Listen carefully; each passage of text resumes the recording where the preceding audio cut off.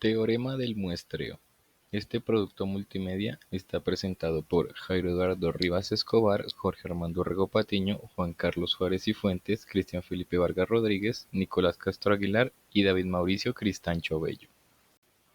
En este proyecto abordaremos los siguientes ítems: contexto histórico, que es el teorema del muestreo; definición de aliasing; el submuestreo; causas del aliasing; un ejemplo del teorema del muestreo; una simulación del teorema del muestreo; el análisis de resultados; las aplicaciones del teorema del muestreo y las conclusiones. Contexto histórico. El desarrollo del muestreo se remonta a principios del siglo XX, con los trabajos de Nyquist y Shannon. Nyquist propuso que para recuperar una señal sin distorsión se debe muestrear al menos al doble de su frecuencia máxima. Shannon formalizó este principio en el teorema de Nyquist-Shannon, que es la base teórica del muestreo. La importancia del muestreo en la era digital. El muestreo se convirtió en una de las grandes herramientas en la era digital debido a la conversión analógica a digital y la transmisión de datos. Esta técnica nos permite convertir señales analógicas, tales como las del sonido, en señales digitales que pueden ser procesadas y almacenadas por computadores. Y por último tenemos los avances recientes en el muestreo. Ha producido grandes avances, especialmente en el campo del procesamiento de señales. Estos avances nos han permitido mejorar la precisión y la eficiencia del muestreo, lo que ha ampliado su aplicabilidad en nuevas áreas. Una de estas aplicabilidades son las comunicaciones, el procesamiento de señales y la ciencia de datos. ¿Qué es el teorema del muestreo? El teorema del muestreo establece que una señal analógica puede ser reconstruida perfectamente a partir de sus muestras, si la frecuencia de muestreo es al menos 2 veces mayor de la frecuencia máxima de la señal. Si esta frecuencia es menor del doble que la frecuencia máxima de la señal, se produce un fenómeno conocido como aliasing. Este fenómeno ocasiona que la señal se distorsione y sus datos sean errados y sea una señal irrecuperable. El efecto aliasing es un fenómeno que ocurre cuando uno va a realizar un muestreo y no tiene en cuenta los parámetros para este proceso, generando así una distorsión entre la señal principal y la señal de muestreo, y como resultado pues esto provoca la aparición de frecuencias de muestreo las cuales no contienen la información adecuada. Entonces, como vemos en la imagen, eh, aunque las dos señales puedan tener formas muy similares, contienen información completamente diferente porque se ha desechado mucha información de la original, que es la rosada. Todo lo que pasa ahí es que este efecto surge cuando la frecuencia de muestreo es menor que el doble de la frecuencia máxima de la señal original. Cuando esto sucede es porque no está cumpliendo el teorema de muestreo, que nos dice que la frecuencia de muestreo tiene que ser igual o superior a 2 veces la frecuencia original. Y cuando esta condición no se cumple, pues se le da lugar a la superposición, creando así frecuencias falsas que, aunque tengan la misma forma, no contienen la misma información porque se ha desechado mucha información durante el proceso de muestreo. Entonces, para evitar estos inconvenientes, lo que se debe hacer es garantizar pues, que la frecuencia de muestreo sea el doble a la frecuencia de la señal original, o se puede realizar antes de este proceso un filtro anti-aliasing para así atenuar las frecuencias altas y pues poder cumplir con esta condición.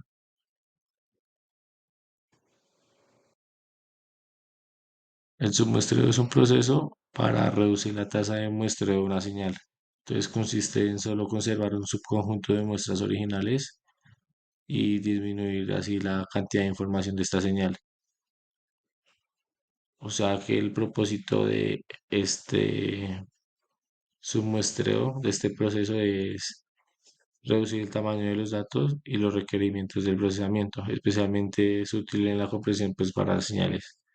Entonces, por eso mismo es muy usado en temas de aplicación como audio, imágenes, procesamiento de señales. Pero al momento de realizar este proceso, uno tiene que tener en cuenta ciertas consideraciones.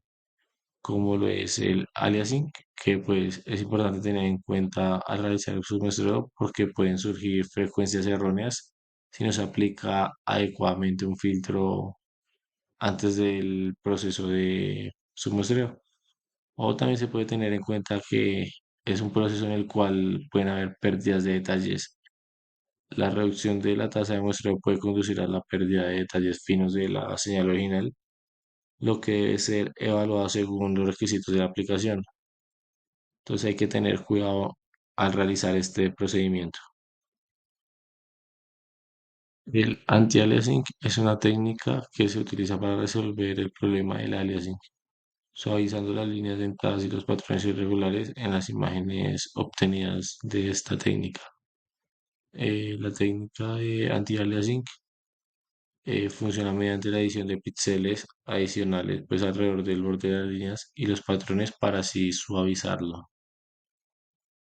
Entonces, su funcionamiento es un proceso que implica la adición de píxeles para suavizar las transacciones. Hay varios tipos de anti-aliasing. Vamos a hablar tres en específico que son el MSAA, SSAA y FXAA. Entonces el primero tiene un funcionamiento y es que utiliza las múltiples muestras de color para suavizar los bordes dentados. Esto genera un menor impacto en el rendimiento, es muy fácil, pero no aborda todos los casos de aliasing. En el de anti-aliasing de suavizado por subpíxeles, es una técnica más avanzada para reducir aún así el efecto de aliasing, pero al ser más avanzada tiene un mayor impacto en el rendimiento, pero también genera una mayor calidad visual. Y finalmente el anti-aliasing rápido de aproximación de píxeles. Esta es una técnica más simple que utiliza cálculos a punta de aproximaciones para suavizar así los bordes dentados. Tiene una ventaja y es que es una menor carga computacional, pero pues al ser aproximaciones es menos precisa que las otras técnicas. Ahora voy a dar unos pequeños ejemplos acerca del teorema del muestreo, teniendo en cuenta lo antes visto acerca de Nyquist y en sí la frecuencia de muestreo como tal. Entonces, como primer momento tenemos una señal que tenemos como con frecuencia de muestreo en dos situaciones. En la primera es donde la frecuencia es superior a la frecuencia de la señal, es decir, estamos tomando muestras más rápido bueno, sí, a mayor frecuencia que a la que está la señal. Y podemos observar como cada circulito, cada puntico que vemos en esa gráfica de la izquierda de la pantalla, quiere decir como un punto de muestra específico de lo que estamos haciendo. Entonces, ese puntico simboliza como un momento preciso donde se tomó un valor de voltaje analógico. Entonces, como que estamos tomando el dato de voltaje en ese preciso momento y lo hacemos a mayor frecuencia para poder ver mejor el comportamiento de la señal. Entonces, podemos decir que si tenemos una mayor frecuencia, vamos a poder tomar más datos y con eso vamos a poder lograr tener como una mejor reconstrucción de nuestra señal. En caso opuesto a este, tenemos a la derecha una imagen de esta misma señal. La diferencia es que nuestra frecuencia es una frecuencia normalizada que está incrementada y lo que podemos ver es que la reconstrucción de la señal en sí no es buena porque perdemos precisión ya que no tomamos eh, los suficientes datos para poder reconstruir la misma. O sea, son como muy pocos datos y no se logra como observar el comportamiento de la señal y tienen como muchos puntos muertos donde no tenemos como la certeza de cómo es la señal. Además de lo mencionado anteriormente, tenemos acá otros ejemplos ya como más específicos acerca de la frecuencia de Nyquist, donde tenemos dos ejemplos otra vez, en el cual uno tenemos una frecuencia mayor a la frecuencia de Nyquist, que son 2 muestras por ciclo, y una menor a esto, que sería un 1,9 muestras por ciclo, donde podemos ver claramente que en la que tenemos la frecuencia de Nyquist como tal, vemos que se puede reconstruir de forma correcta la señal que tenemos, no perdiendo en sí como de vista a nuestra señal como tal, teniendo claro los puntos donde analizar y donde tener la muestra como tal. En cambio, en la frecuencia menor a la frecuencia de Nyquist, vemos que no se puede reconstruir de forma correcta, que hay lapsos de la señal reconstruida que se pierde en sí como la esencia de la señal. Por ende, no se puede llegar a reconstruir y se pierde la continuidad de los datos de nuestra señal. Ya entrando más en detalle, tenemos acá una simulación en MATLAB, en donde podemos ver claramente cómo la señal de muestreo es muy similar a la señal analógica, esto logrando, pues sabiendo que logramos reconstruir correctamente nuestra señal, tomando la frecuencia de Nyquist, como lo mencionamos anteriormente, y pues sabiendo eh, cómo hacer el tema del teorema del muestreo y logrando así reconstruir correctamente nuestra señal. Ya entrando más en detalle, tenemos acá una simulación en MATLAB, en donde podemos ver claramente cómo la señal de muestreo es muy similar a la señal analógica, esto logrando, pues sabiendo que logramos reconstruir correctamente nuestra señal, tomando la frecuencia de Nyquist, como lo mencionamos anteriormente, y pues sabiendo eh, cómo hacer el tema del teorema del muestreo y logrando así reconstruir correctamente nuestra señal. Ahora vamos a hablar acerca de las aplicaciones del teorema de muestreo, que son principalmente cuatro, acerca de la reconstrucción de señales, la compresión de señales, la detección de señales y el análisis de señales. Como primer punto, para la reconstrucción de señales, el teorema se puede usar para recuperar una señal continua a partir de sus muestras. Este proceso se usa en una amplia gama de aplicaciones, como por ejemplo el audio digital, todo lo que tiene que ver con la grabación y reproducción de música. Pues la música que escuchamos se graba y después se reconstruye a partir de muestras digitales. Todo lo que tiene que ver también con las imágenes digitales, la fotografía digital, la compresión de imágenes, por ejemplo, los formatos JPEG, PNG, pues usan técnicas de reconstrucción de señales para comprimir estas imágenes sin perder información significativa. En el área de las comunicaciones se tiene, por ejemplo, la telefonía celular, la voz humana convertida en una serie de muestras digitales, la transmisión de datos, datos por internet, datos de industria, etcétera. Por el campo de la medicina tenemos el ejemplo frecuente que podría ser el electrocardiograma, pues este es el encargado de registrar la actividad eléctrica del corazón, y se reconstruye pues para obtener la información sobre el ritmo cardíaco y otros parámetros del corazón.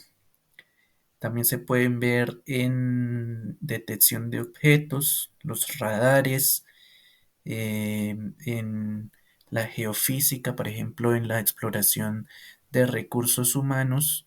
Esta utiliza técnicas de reconstrucción de señales para analizar datos sísmicos y magnéticos. En el caso del uso del teorema para la utilización de compresión de señales, esto se usa pues para reducir la cantidad de datos necesarios para representar una señal sin perder información significativa.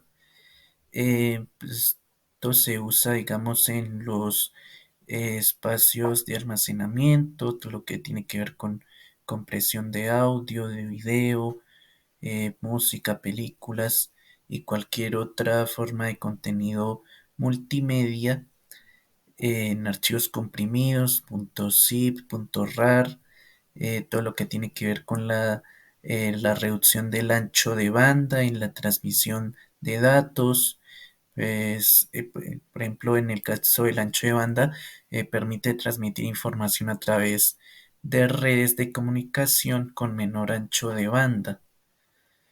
Por ejemplo, el streaming multimedia, la transmisión de música, video, en tiempo real a través del Internet, pues es posible gracias a la compresión de señales. Todo el área también de la medicina, de la ciencia, como los análisis de conjuntos de datos.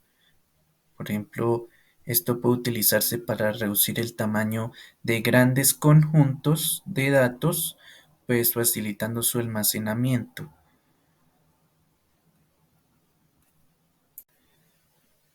Para la detección de señales, pues es el proceso de identificar la presencia de una señal en un entorno de ruido.